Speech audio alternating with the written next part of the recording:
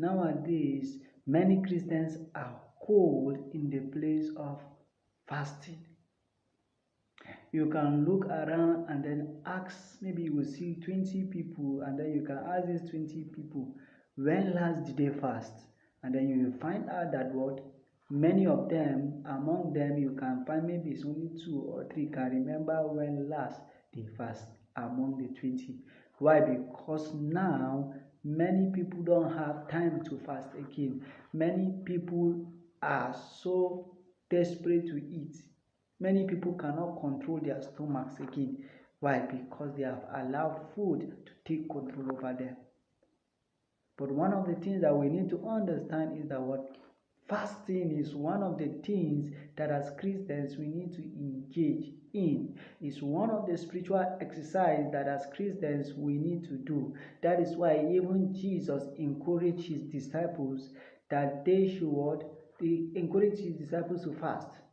Because he told them that when they went out and then they were trying to cast out demon and then the demon refused to go, there is something that Jesus told them. They asked him, why is it that us we say a word and then nothing happens? And then Jesus looked at them and he told them that what? This kind goeth not unless by what? Praying and fasting.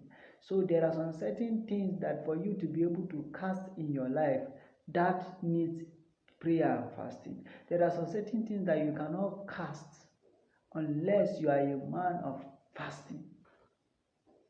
So fasting is not just for you to just no. There are some certain things that you need to what? You need to deliver from people, out of people's life. But because you don't engage in fasting, you see it very difficult for you to do. Why? Because what? You don't engage in fasting. So Jesus makes us understand that there are some certain things that you cannot cast unless you are a man of fasting. So Jesus understood this thing. That is why you find out that Jesus, he will go to the mountain and what? Spend the night praying. You will see Jesus early in the morning, he will not go about looking for food to eat, but he will go about doing his Father business.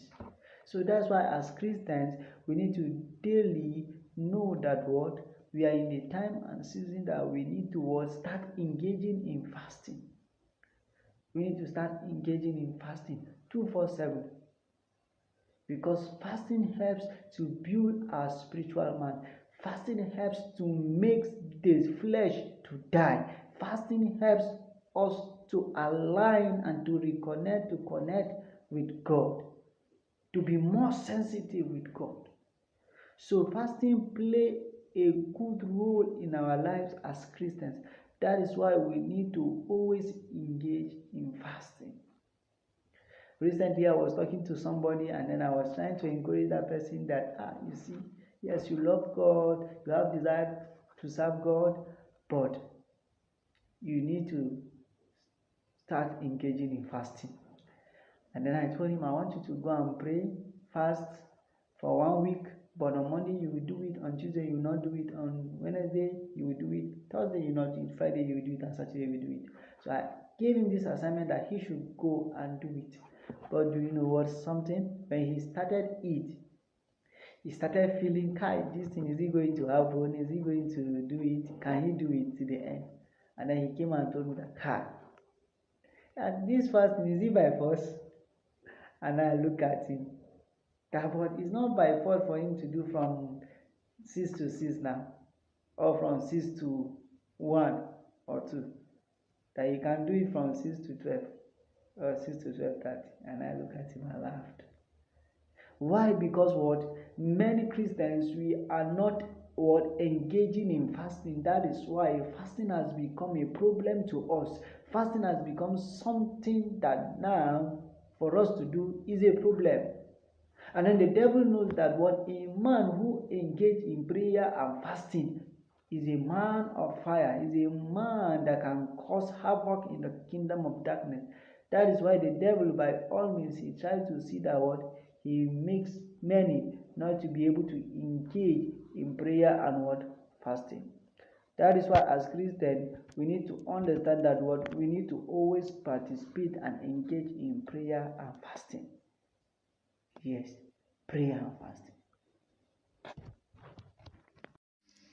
I want to encourage us that as Christians, we need to understand that faith is one of the paramount things that we need to have as Christians, because faith plays a vital role in our lives as Christians.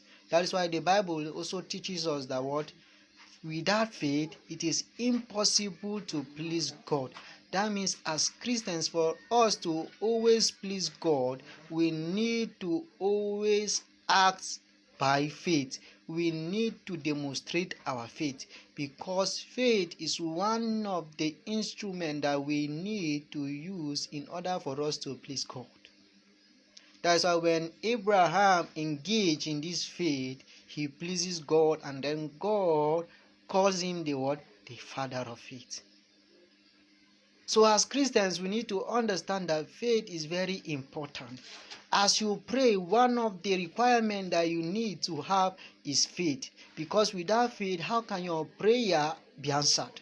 So for your prayers to be answered, one of the things that you need to have is faith, that God will answer your prayer.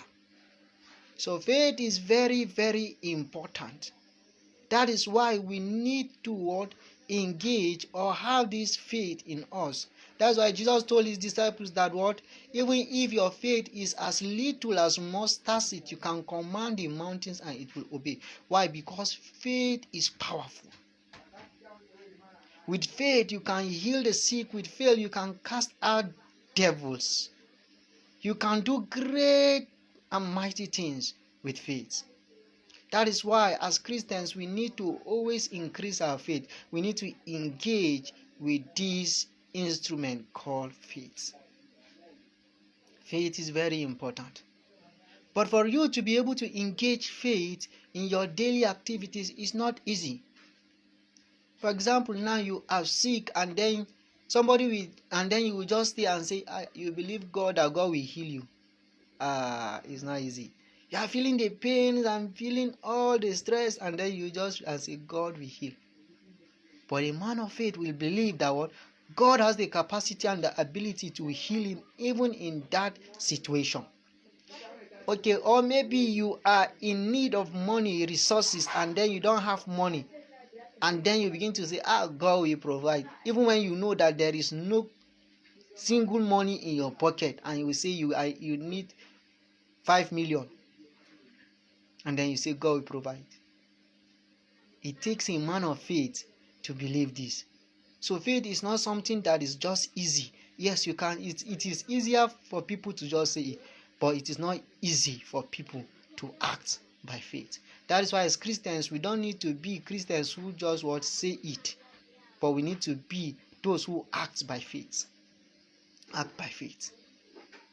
That is why when you check the life of Abraham, his wife, she was barren, but still yet God told him that he will become the father of all nations. How? When he checked the life of his wife, she's about how many years? She's old, but still God is saying he will be the father of all. It takes a man of faith. It takes a man of faith. So that's why as Christians, we need to always and be conscious about this thing called faith, because as we walk with God, we must daily exhibit faith in our lives. We need to exhibit faith. So I want to encourage us as Christians, we need to always act by faith, live by faith and not by sight. Walk by faith and not by sight. And then as we continue to do, you begin to see the hand of God in your life. You begin to see God happy in what you are doing. And then faith is not easy. When you go back to Hebrew chapter 11, you find out that the Bible makes us understand that faith is not just something that is easy. It's not something that you can see. But faith is something that you cannot see, but you believe and you are assured that this thing will come to pass.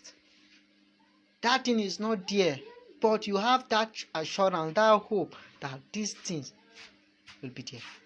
That's faith for you. So we need to understand that faith is not easy, but as daily as we live, we need to engage in faith so that we can begin to see result in our lives, result in our family, result in our schools, businesses, and everything we do. And then the Lord will come to bless us all in Jesus' name.